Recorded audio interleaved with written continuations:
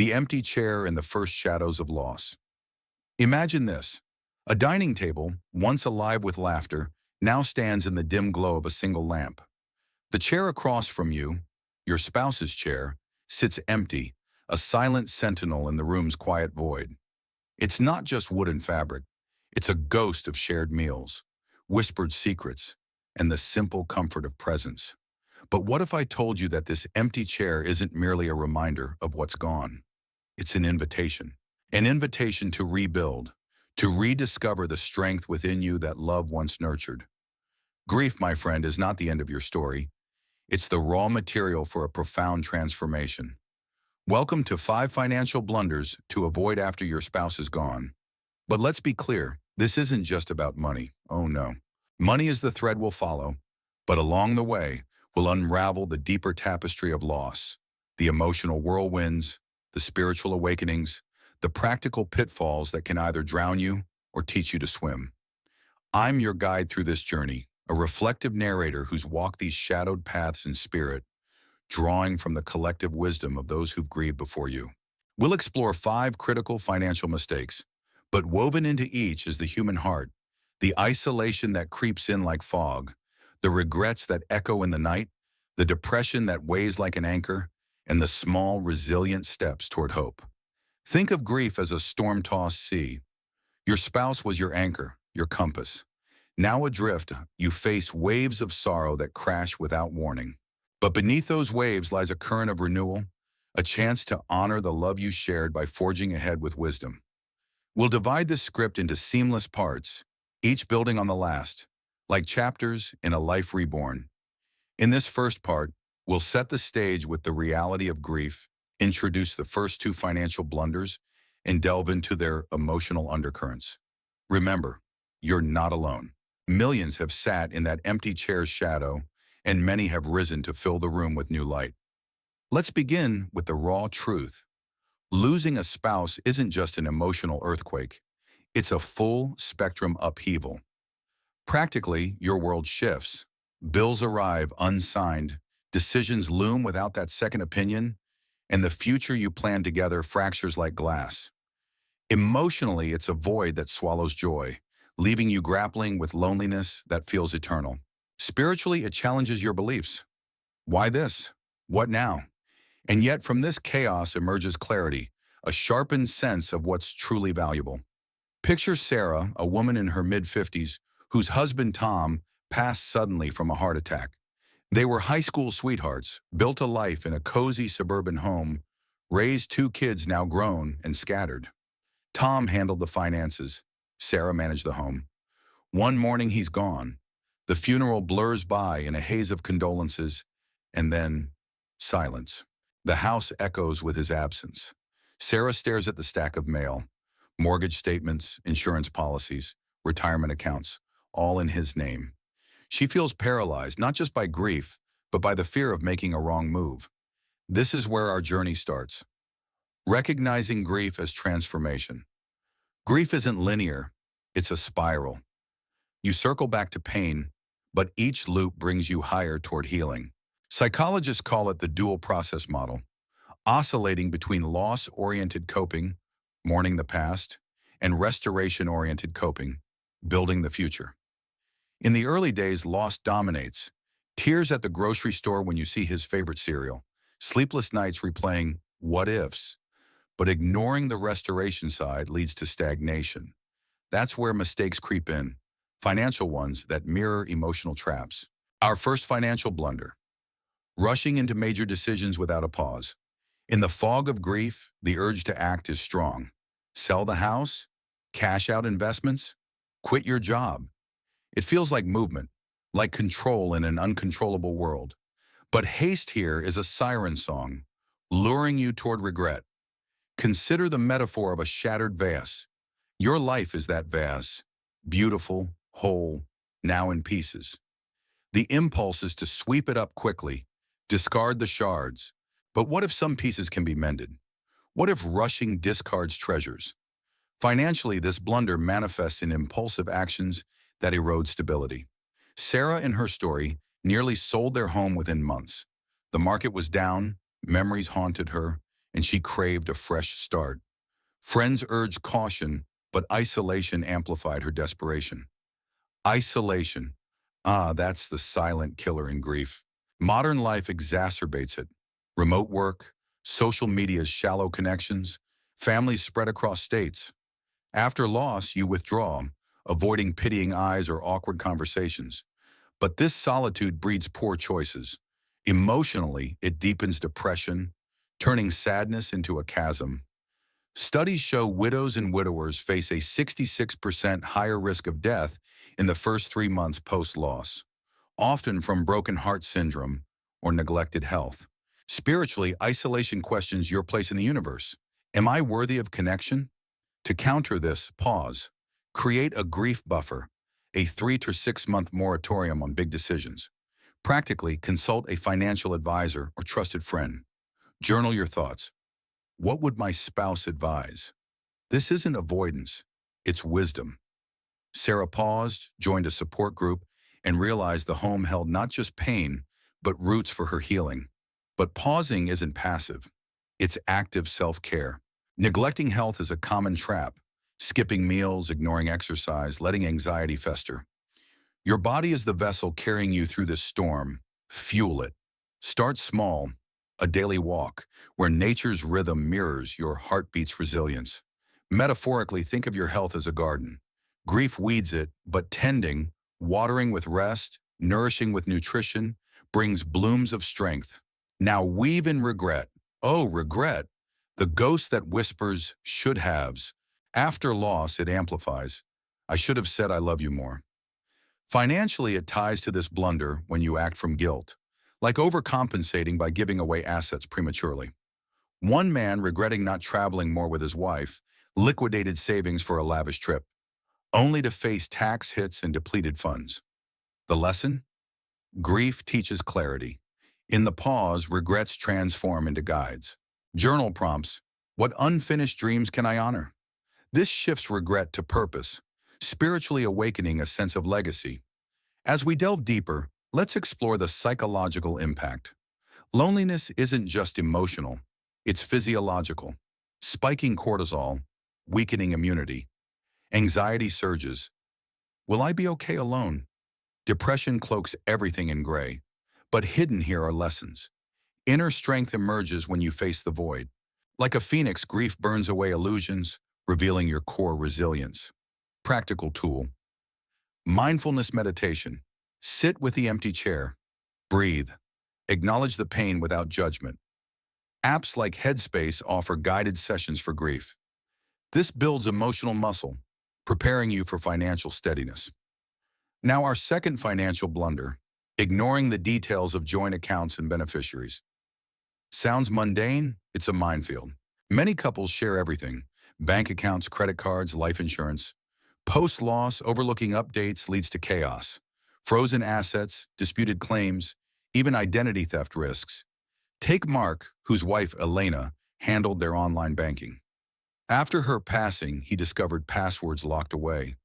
Bills auto-paying from joint accounts now in limbo. The emotional toll? Frustration amplifying grief, turning mourning into bureaucratic battles. Metaphorically, joint finances are like intertwined vines. Beautiful in life, tangled in death. Untangling requires care. Practically within weeks, review all accounts. Update beneficiaries on retirement plans, insurance. Often, ex-spouses or outdated names linger. Use tools like password managers, LastPass for access. But emotionally, this blunder stirs regret. Why didn't we plan better? It highlights modern challenges. Digital lives complicating inheritance. Spiritually, it's a call to stewardship, honoring your spouse by securing your shared legacy. Isolation compounds this. Without support, details overwhelm. Join online forums like Widowed Village. Relatable stories foster connection. One widow shared, "Sorting papers felt like reliving our life. Painful but healing." Depression lurks here too.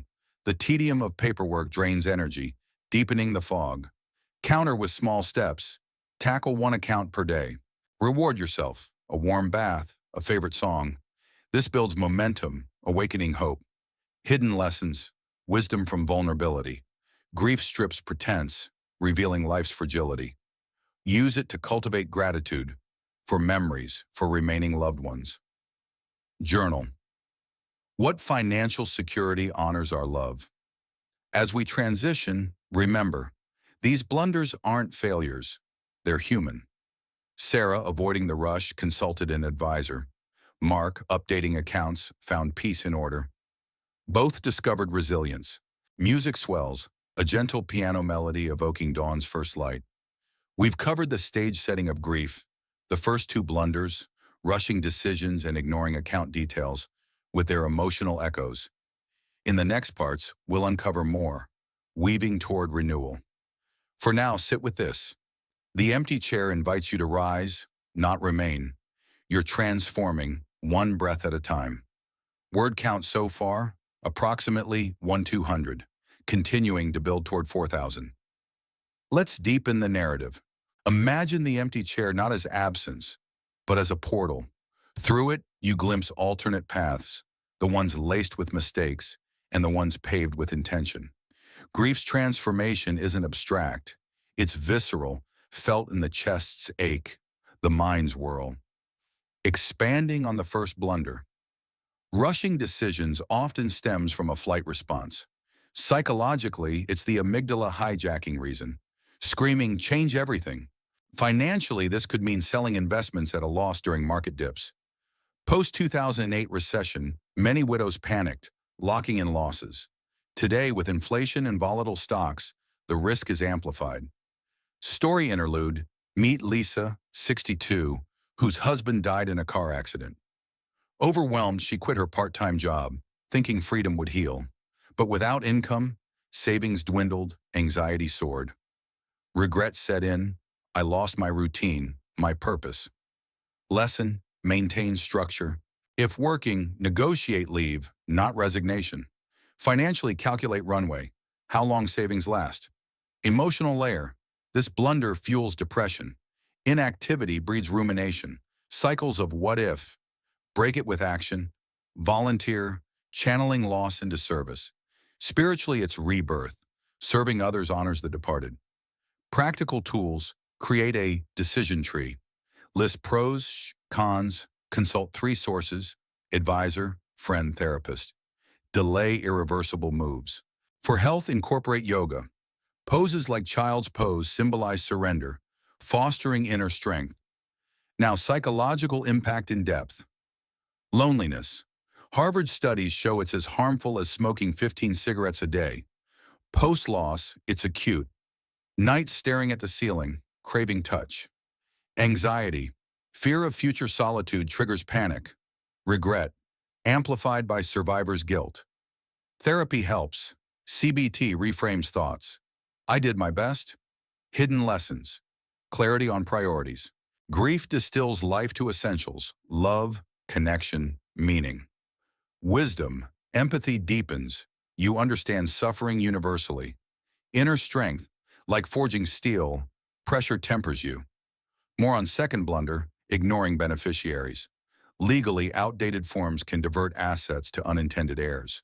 Case, a man forgot to update after divorce. Ex-wife claimed insurance. Post-loss, probate delays compound grief. Modern challenge, digital assets, crypto, online accounts. Use estate planning apps like Everplans to catalog. Emotional tie, sorting documents stirs memories. Wedding photos in files. Love notes in margins. Allow tears, they're cathartic. Support groups provide shared stories, reducing isolation. Depression antidote, routine. Set daily goals. Today, call bank. Celebrate wins. Story expansion. Sarah found Tom's old letters while updating accounts. Regret turned to gratitude, spiritually connecting her to his essence. As we build, consider financial blunders as mirrors to soul wounds. Avoiding them heals both wallet and heart. Music fades to a contemplative hum. Pushing further, let's integrate metaphors. Grief is a cocoon, uncomfortable, confining, but birthing butterflies of renewal. The empty chair, a chrysalis holding potential. Relatable challenges, financial decisions amid depression, brain fog impairs judgment. Solution, delegate temporarily to trusted allies. Spiritual dimension. Many find faith tested, then deepened. Prayer or meditation. Guide me through this valley. Practical toolkit expansion. Journaling. Prompts like today's small victory. Self-care. Nutrition. Sleep hygiene. Support. Apps like Grief. Coach for daily tips. Word count approaching 2,500. Let's layer more stories. Another tale. David, 48, lost his wife to cancer. Rushed to remarry for companionship, blending finances hastily. Blunder one led to regret. New partner's debts burdened him. Lesson: heal solo first. Emotional. Loneliness drove the rush. Psychological. Attachment theory explains. Fear of abandonment. Hidden lesson: self-reliance as empowerment. For Blunder 2, Elena's sister, sorting joint debts, discovered hidden loans. Shock amplified grief, but forgiveness brought closure. Spiritually, loss is teacher of impermanence, Buddhist-like. Now broaden to social mistakes intertwined with financial. Withdrawing socially leads to missing advice on money matters. Re-engage. Dinner with friends, discussing plans casually. Anxiety management, breathing exercises, 4-7-8 technique. As part 1 crescendos, recall the goal. Empowerment. You're not victim, you're voyager. Soft crescendo in music. In this foundation, we've painted grief's canvas. Transformation over sorrow. Blunders as lessons. The first 2. Pause before leaping, untangle the vines. Emotional threads combat isolation with connection, regret with reflection, depression with action. Ahead, more blunders await, but for now, breathe. The chair awaits your story's next chapter. Word count, approximately 3,000, continuing to 4,000. Deepening the cinematic feel. Visualize scenes as voiceover unfolds. Cut to waves crashing, symbolizing grief's ebb. Cut to a widow journaling by candlelight. Face softening with insight. Expand psychological impact. Post-traumatic growth. Many report positive changes post-loss. Greater appreciation, stronger relationships. Research from Tedeschi and Calhoun shows 70% experience this. Relatable modern, pandemic-era losses amplified isolation via Zoom funerals. Financial remote banking errors. Spiritual tools. Nature walks as meditation. Finding signs from loved ones in birds or stars. Practical. Budget apps like Mint for tracking post-loss. Story. Maria, 55, avoided Blunder 1 by traveling solo. Small trips honoring shared dreams without liquidating assets. Renewed spirit. For Blunder 2, update wills annually. Involve family and discussions. Regret navigation. Forgiveness rituals. Write letters to deceased. Burn them symbolically. Health neglect, signs, weight changes, insomnia. Seek medical checkups. Empowering close. Grief's path is yours. Embrace it with compassion. Final push. Integrate hope. Like a tree losing branches in storm, you grow stronger roots. As part 1 concludes, you're equipped for the journey's start. The empty chair? It's yours to fill with new life. The weight of shadows and the steps toward light. The empty chair still sits there, doesn't it? Its silence speaks louder than words, a reminder of love lost, but also a call to carry forward. In part 1, we faced the raw reality of losing a spouse, a transformation, not just sorrow. We uncovered the first 2 financial blunders, rushing into major decisions and neglecting the tangled vines of joint accounts. These mistakes, woven with emotional threads of isolation, regret, and depression, taught us to pause, to breathe, to seek clarity before acting. Now in part 2, we step deeper into the journey, exploring 2 more financial pitfalls, blunders 3 and 4, while unraveling their psychological and spiritual currents. We'll face the weight of modern challenges, from financial overwhelm to the loneliness of a digital age, and discover practical tools to anchor you. This is not just about surviving grief. It's about building a bridge to renewal. Picture a river, its currents swift and unyielding. Grief is that river, pulling you along, threatening to sweep away all you've known. Your spouse was your co-navigator, steadying the raft. Now alone you must steer through rapids of uncertainty.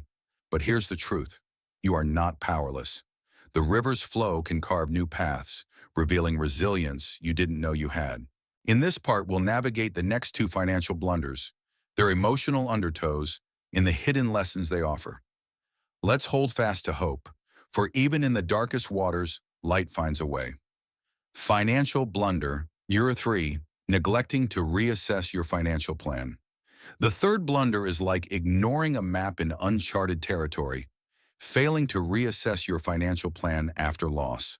When your spouse dies, the blueprint of your life, your shared goals, budgets, retirement dreams, fractures, many in the fog of grief cling to the old plan, assuming it still fits. It doesn't. Your income, expenses, and priorities have shifted, and ignoring this risks financial instability that mirrors emotional chaos. Meet James, 60, whose wife Linda passed after a long illness. They had planned to retire in a beachside cottage funded by dual incomes and a joint 401k. After her death, James kept auto-paying subscriptions, utilities, and even donations they'd agreed on together, without checking if he could afford them alone. Bills piled up, savings dwindled, and anxiety crept in. He felt he was betraying Linda by questioning their plan. This is where the blunder bites. Loyalty to the past can sabotage the present. Emotionally, this ties to denial, a stage of grief where you resist change, clinging to what was. Psychologically, it's paralyzing. The brain, overwhelmed by loss, avoids complex tasks like budgeting. Studies show 60% of widows and widowers experience decision fatigue post-loss, leading to inaction. Spiritually, it's a struggle to redefine purpose. Who are you without your partner's dreams interwoven with yours? The metaphor here is a house with a cracked foundation. Your financial plan is that foundation, stable once, now needing repair. Neglecting it risks collapse, but inspecting and rebuilding creates a home for your new life. Practically, start by auditing your finances within 3 to 6 months. List income, salary, pensions, Social Security, expenses, housing, medical, daily, and debts. Tools like YNAB, You Need a Budget, can simplify this. Consult a certified financial planner, CFP, specializing in grief. Many offer pro bono sessions for widows. But let's weave in the emotional layer. Isolation amplifies this blunder. In our modern world where neighbors are strangers and families live continents apart, you may feel there's no one to ask for help. Social media, while connecting, often deepens loneliness with its curated facades. Everyone else seems to have it together. Reach out instead to real communities, church groups, local meetups, or online forums like the Widow's Mite. Sharing stories like James did in a grief group revealed others facing similar financial fears, normalizing his struggle. Depression, too, plays a role. The lethargy of grief makes opening a spreadsheet feel like climbing Everest. Counter this with micro goals. Today, I'll check one bank statement. Reward small wins, a cup of tea, a favorite song. This builds momentum, like ripples spreading across a still pond. Spiritually, reassessing your plan is an act of faith, in yourself, in the future. It's honoring your spouse by stewarding the life they helped build. Journal prompt. What new goals reflect the love we shared? For James, it was redirecting savings toward a scholarship in Linda's name, blending legacy with practicality. Hidden lessons. Clarity emerges from chaos. Reassessing finances forces you to confront reality, sharpening focus on what matters. Security, purpose, connection. Wisdom grows as you learn to balance independence with interdependence, seeking advice without losing agency. Inner strength blooms when you take that first step, no matter how small. Practical tools. Automate bill payments to reduce stress, but review them monthly. Use apps like Personal Capital for a financial dashboard. For health, incorporate gratitude walks. Name 3 things daily, a bird song, a kind cashier, to lift depression's veil. Spiritually, meditate on, I am capable of rebuilding. Financial blunder. Number 4, mismanaging life insurance or inheritance. The fourth blunder is like finding a treasure chest, but misusing its contents, mismanaging life insurance payouts or inheritances. These funds meant to provide security can vanish quickly through emotional spending, poor investments, or scams preying on vulnerability. Consider Emily, 45, whose husband Michael left a $500,000 life insurance policy. Overwhelmed by grief and eager to feel alive, she splurged. Luxury vacations, gifts for family, a new car. Within a year, half was gone, with little to show but regret. I thought it would fill the void, she admitted. This blunder is common. 30% of widows deplete insurance funds within 2 years, per financial studies, often due to emotional decisions. Psychologically, this ties to retail therapy gone awry. Grief amplifies impulsivity, seeking instant relief from pain. Loneliness fuels it. Spending feels like connection, even if fleeting. Modern scams exacerbate this. Fraudsters target grieving spouses via phishing emails or fake investment schemes, exploiting trust. Spiritually, mismanaging funds can feel like betraying your spouse's legacy, deepening guilt. Metaphorically, life insurance is a lifeline thrown into the river of grief. Grab it recklessly and it slips away. Use it wisely and it carries you to shore. Practically, deposit the funds in a high-yield savings account for 6 to 12 months while you plan. Consult a fiduciary advisor, one legally bound to prioritize your interests. Avoid investments you don't understand. Ponzi schemes thrive on grief's vulnerability. Emotionally, this blunder stirs regret. I wasted what we built. Counter with mindfulness. Before spending, ask, does this honor our shared values? Emily learned this, redirecting remaining funds to a trust for her kids, easing guilt. Socially, isolation makes you prey to scams or bad advice. Join financial literacy groups. Local libraries often host them, or online communities like Bogleheads for grounded advice. Depression can paralyze planning. Break it with structure. Set a weekly money hour to review funds. Health tie-in. Neglecting nutrition worsens mood. Cook simple, comforting meals like a soup recipe you both loved to ground you. Spiritually, this blunder teaches stewardship. Your spouse's legacy isn't just money, it's love, values, dreams. Journal. How can this money build a future they'd be proud of? Emily found peace funding, a community garden Michael loved, blending memory with meaning. Hidden lessons. Wisdom from restraint. Mismanagement teaches the value of patience, turning impulsivity into intentionality. Clarity. Funds are tools for security, not bandages for pain. Strength. Resisting temptation builds confidence. Practical tools. Use budgeting apps to track spending. For scams, verify advisors via FINRA's BrokerCheck. Self-care. Practice grounding techniques. Touch objects, a ring, a photo, to stay present. Support. Grief coaches via apps like BetterHelp guide emotional spending. Weaving the threads, modern challenges, and resilience. Let's pause to reflect. These blunders, neglecting financial plans and mismanaging funds, mirror grief's deeper struggles. Isolation, amplified by our fragmented world, makes seeking help feel daunting. Depression clouds judgment, turning tasks into mountains. Regret whispers of lost chances, yet each mistake holds a seed of growth. Modern challenges deepen the stakes. Financial systems are complex. Digital banking, tax laws, inflation. Post-COVID, remote interactions limit human connection, making support groups vital. Health neglect, skipping doctor visits, ignoring stress, compounds risks. Anxiety spikes with uncertainty. 40% of bereaved report panic attacks per psychological studies. But resilience is your birthright. Like a tree bending in a storm, you sway but don't break. Stories ground us. James, reassessing his budget, found purpose in small acts of legacy. Emily, learning from overspending, built a future aligned with love. Their paths show grief as a forge, tempering you into someone stronger. Practical toolkit expansion. Financial, use free tools like Mint for expense tracking. Schedule advisor meetings quarterly. Emotional, journal prompts. What small step today builds my future? Join virtual grief groups via Zoom. Health, daily movement. Dance to music you both loved. Sleep hygiene, no screens an hour before bed. Spiritual, meditate on gratitude. I carry their love forward. Nature rituals, plant a flower in their memory. Psychological insight. Grief rewires the brain.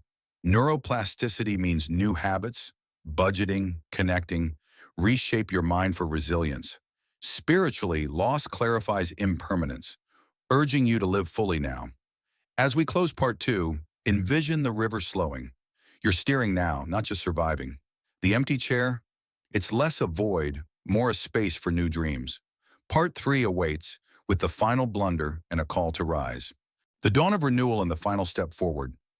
The empty chair remains, but its meaning has shifted. No longer just a void, it's a canvas, a space where you paint the next chapter of your life. In part one, we faced grief's raw transformation, learning to pause before rushing decisions and to untangle the vines of joint accounts. In part two, we navigated the river of loss, avoiding the pitfalls of neglecting financial plans and mismanaging inheritances. Each blunder revealed emotional truths, isolation, depression, regret, and offered tools to reclaim resilience. Now in part three, we confront the fifth and final financial blunder, weave together the psychological and spiritual threads, and end with an inspiring call. Grief is not your destination, it's a path to honoring love while embracing renewal. This is your dawn. Picture a mountain trail, winding upward through fog. Each step feels heavy, the summit obscured, yet every stride strengthens you. Grief is this climb, daunting, exhausting, but leading to vistas of clarity and purpose. Your spouse walked beside you once. Now their love fuels your ascent. In this final part, we'll explore the last financial blunder, confront modern challenges like digital overwhelm and fractured communities, and uncover the hidden gifts of grief, wisdom, strength, and a renewed sense of self. Let's climb together toward light. Financial blunder, number 5, failing to seek professional guidance. The fifth blunder is like scaling that mountain without a guide, failing to seek professional guidance for financial and emotional decisions. After losing a spouse, the complexity of finances, taxes, estate planning, investments, can overwhelm even the sharpest mind. Grief clouds, judgment, and isolation tempts you to go it alone. But bypassing experts risks costly mistakes that deepen stress and derail healing.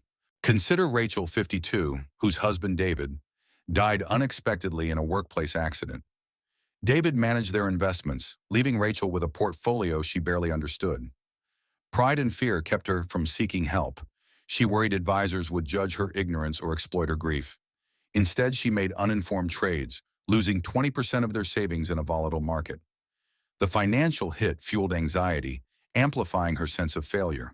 "I felt I was letting him down," she shared. Psychologically, this blunder ties to vulnerability. Grief strips away confidence, making it hard to trust others or yourself. Studies show 50% of bereaved individuals avoid professional advice due to shame or distrust, per financial psychology research. Emotionally, it's isolating. You feel like the only one struggling. Modern challenges worsen this. Digital platforms bombard you with conflicting advice. Reddit threads, YouTube gurus, while scams target the grieving with fake wealth advisors. Spiritually, avoiding guidance can feel like betraying your spouse's legacy, as if you're failing to protect what you built together.